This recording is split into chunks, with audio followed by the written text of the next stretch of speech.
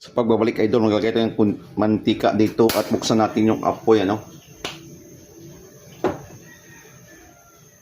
Pag ganyan na siya, mayroon tayong bawang sibuyas. Pagsabayin lang natin yan, mga idol.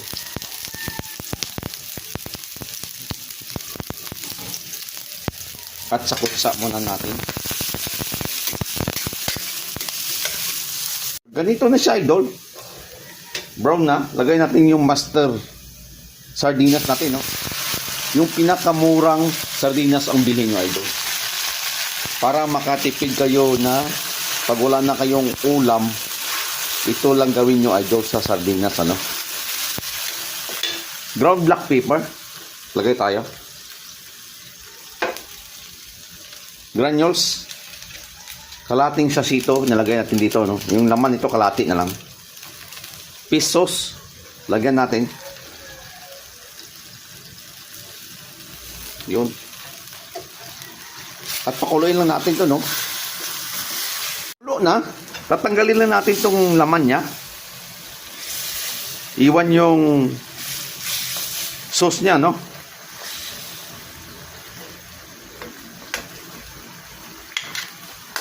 At maglalagay tayo ng 1 cup na water. Sunod natin yung sayote natin.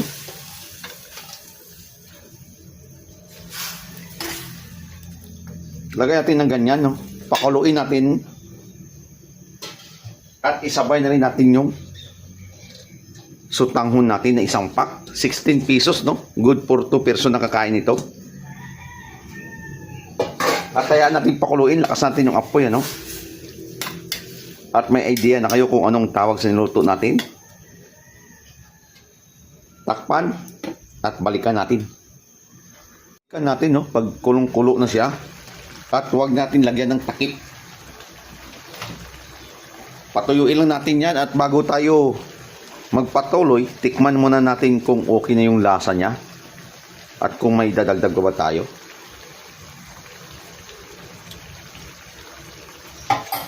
Swak, okay na yung lasa, no? Hindi na ako magdadagdag. Patuyuin lang natin yan at balikan. Ganito na siya, idol, no?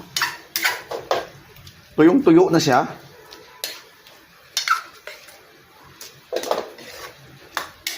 At okay na rin yung lasa, no?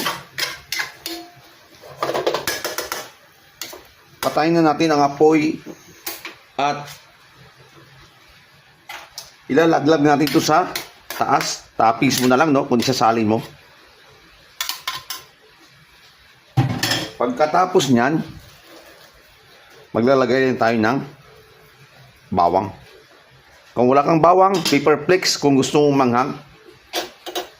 At luto na yung gisadong sayote natin or gisadong sayote na may sutanghon at sardines. Yun lang, mga idol. Bye-bye. Kainan na, mga idol.